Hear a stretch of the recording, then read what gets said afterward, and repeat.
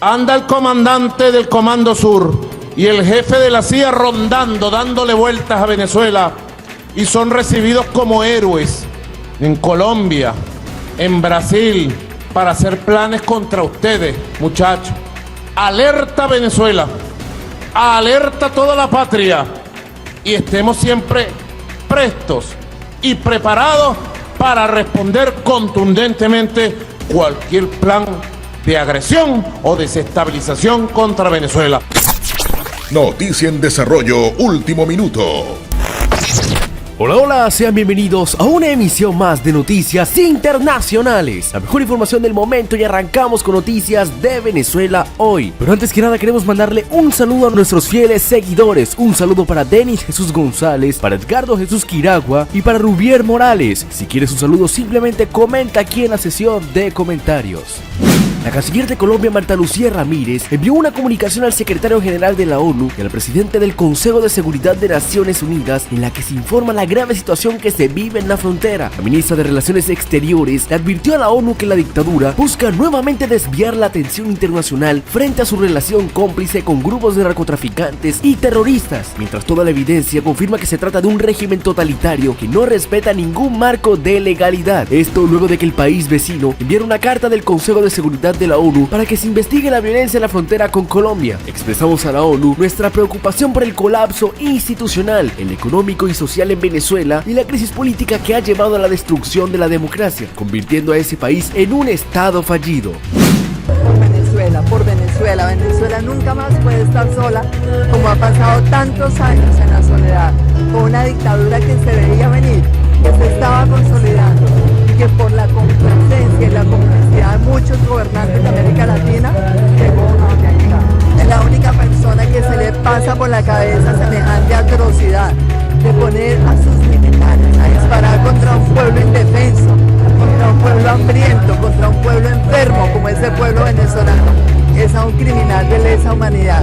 Si eso es lo que él va a hacer, pues seguirá consolidando un prontuario por el cual va a tener que responder algún día ante la Corte Internacional.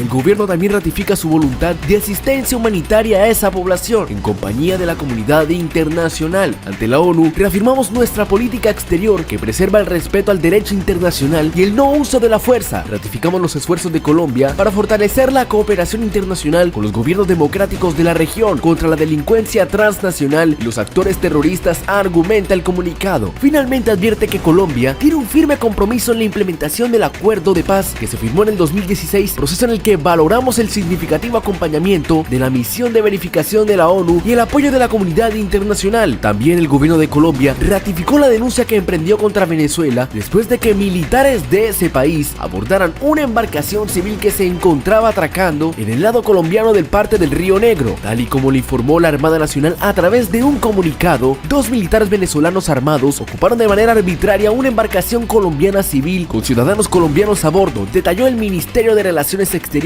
en un comunicado de prensa. Así como lo oyen, la Cancillería aseguró que esto es un nuevo hecho de flagrante violación de los derechos humanos a la libre navegación y develó que gracias a la intervención de sus fuerzas militares se evitó que se cometieran atropellos contra la población nacional y la pérdida de la embarcación y la mercancía que transportaba.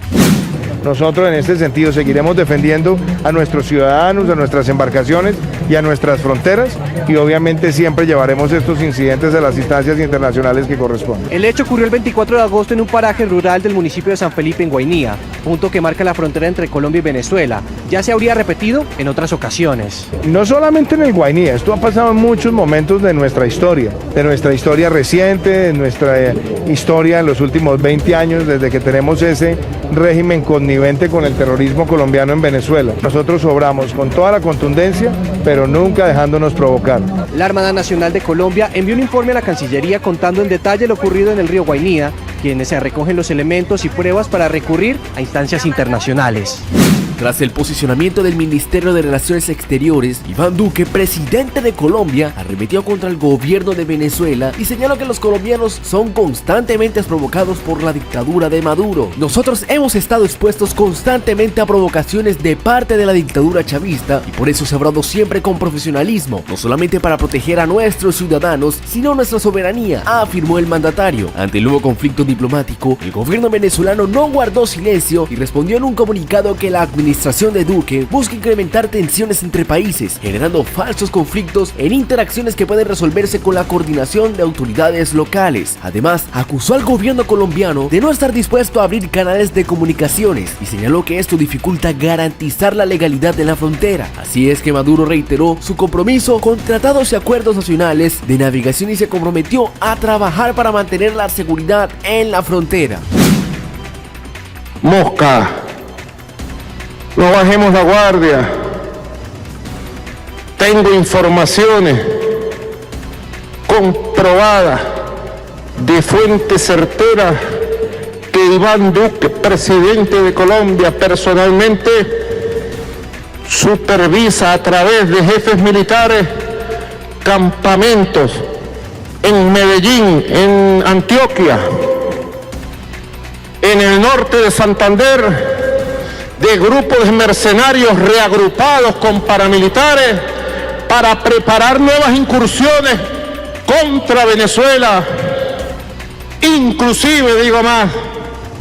En otras noticias, la ONG venezolana Foro Penal denunció que en el país hay 264 personas encarceladas a las que se consideran presos políticos, unos menos que en el informe pasado del 25 de agosto. Al día de hoy en el Foro Penal registramos 264 presos políticos en Venezuela. Además, 9.411 se mantienen sujetas a procesos penales arbitrarios, y todo por motivos políticos, pero bajo medidas cautelares, informó el vicepresidente de la organización, Gonzalo Imiop, en su cuenta de Twitter. Agregó que por género, de los 264, 249 son hombres y 15 son mujeres y que también hay un adolescente, y asimismo Imiop indicó del total de reos 130 civiles y 134 militares. La ONG señaló que desde el 2012 ha asistido gratuitamente a más de 12.000 detenidos hoy excarcelados y otras víctimas de violaciones a sus derechos humanos. Desde el 2014 se ha registrado 15.743 detenciones políticas en Venezuela. La organización ha pedido que se evite utilizar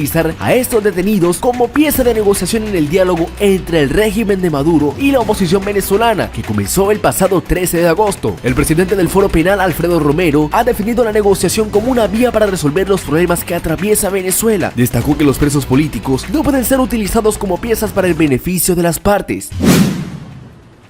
El uso de los presos políticos en negociaciones para obtener espacios políticos lo que trae como consecuencia es que se siga usando los presos políticos y se sigue encarcelando a personas para ser utilizados como fichas de negociación, tanto por un sector como de otro.